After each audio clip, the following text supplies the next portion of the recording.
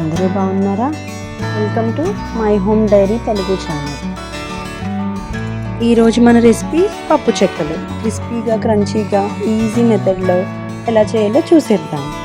ఈ దీపావళి పండగకి ప్రతి ఒక్కళ్ళు చాలా ఈజీ మెథడ్లో అంటే ఫాస్ట్గా చేసుకునేలాగా ఈ ప్రాసెస్లో చేస్తే క్రిస్పీగా కూడా ఉంటాయి. దీనికి కావాల్సిన పదార్థాలు ఏంటో చూసేద్దామా? 1 కేజీ బియ్యం పిండి. దానికి మనం చూపిస్తున్న బియ్యం పిండి ముందుగానే ఆ బియ్యాన్ని కడిగి ఆరబెట్టి పిండి పట్టించుకున్నాం. ఒక 10 నుంచి 15 వరకు పచ్చిమిరపకాయలు, 1 స్పూన్ జీలకర్ర, కొంచెం కరివేపాకు, పచ్చిశనగపప్పు, నువ్వులు. పచ్చిశనగపప్పుని ముందుగానే వాష్ చేసుకుని ఒక హాఫ్ అన్ అవర్ వరకు నానబెట్టి పక్కన పెట్టుకోవాలి.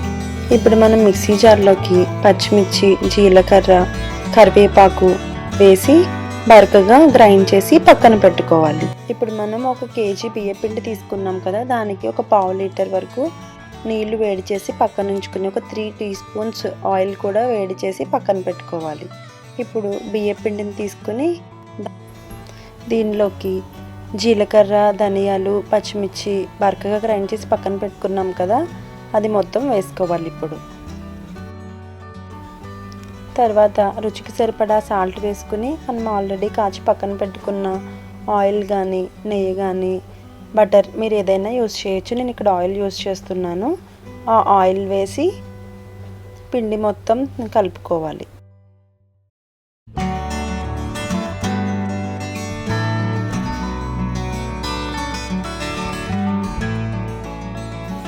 మనం నానబెట్టి పక్కన పెట్టుకున్న పచ్చిశనగపప్పు వేసి ఇలా పిండి మొత్తం ఒకసారి కలుపుకోవాలి.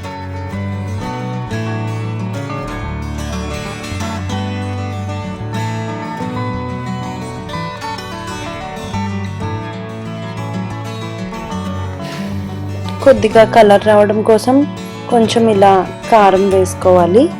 తర్వాత ఇప్పుడు మనం వేడి నీళ్ళు పక్కన పెట్టుకున్నాం కదా కాచుకుని, ఆ వేడి నీళ్ళు కొంచెం కొంచెంగా వేసుకుంటూ కలుపుకోవాలి.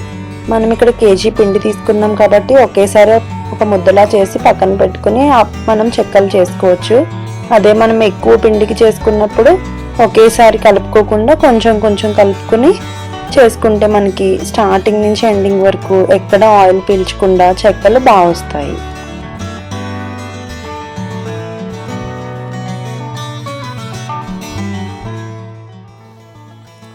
ఇప్పుడు కొద్దిగా నువ్వులు వేసుకుని మొత్తం పిండంతా ఇక్కడ చూపిస్తున్న కన్సిస్టెన్సీ వచ్చేంత వరకు కొంచెం కొంచెం వాటర్ యాడ్ చేసుకుంటూ కలిపి పక్కన పెట్టుకోవాలి.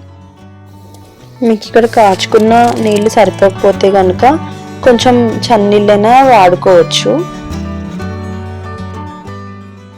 చూస్తున్నారు కదా, ఇలా మీకు చేతికి ఎక్కడ పట్టుకోకుండా మరీ మెత్తగా కాకుండా ఈ కన్సిస్టెన్సీ వచ్చేంత వరకు ఇలా సాఫ్ట్గా మనం ఈ ముద్దలా చేసుకుని పక్కన పెట్టుకుంటే మనకు కావాల్సిన సైజులో చెక్కలు చేసుకోవడానికి రౌండ్గా చేసుకుని చెక్కలు ఒత్తుకుంటూ వేసేసుకోవడమే. ఏదైనా ఒక ప్యాన్ పెట్టుకుని దాంట్లోకి డీప్ ఫ్రైకి సరిపడా ఆయిల్ వేసుకుని మనం ఇప్పుడు చెక్కలు తయారు చేసుకోవచ్చు.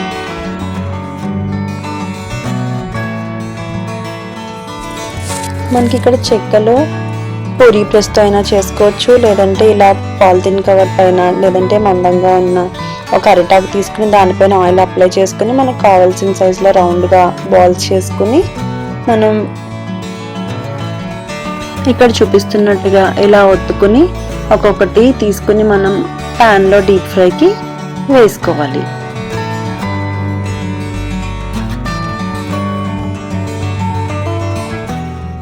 ఫ్రై అయిన తర్వాత ఇలా ఫ్లిప్ చేసుకుంటే మనకి 2 వైపులా ఈక్వల్గా ఈవెన్గా కాలుతాయి.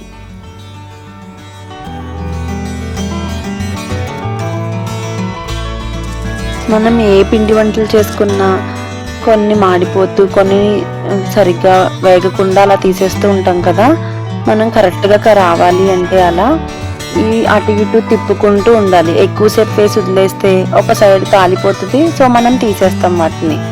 అలా కాకుండా 2 సైడ్స్ ఈవెన్గా తిప్పుకుంటూ అలా ఫ్రై చేసుకుంటే అన్నీ ఈక్వల్గా వేగుతాయి.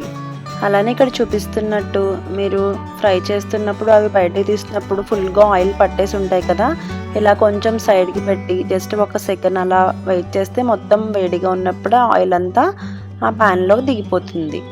అప్పుడు మనకి ఆయిల్ పట్టకుండా నీట్గా వస్తాయి.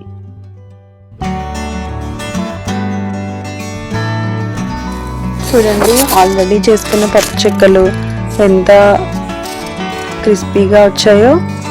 ఫైనల్గా మొత్తం మన పప్పు చెక్కలన్నీ రెడీ. తప్పకుండా ట్రై చేసి కామెంట్ చేయండి. Thank you for watching.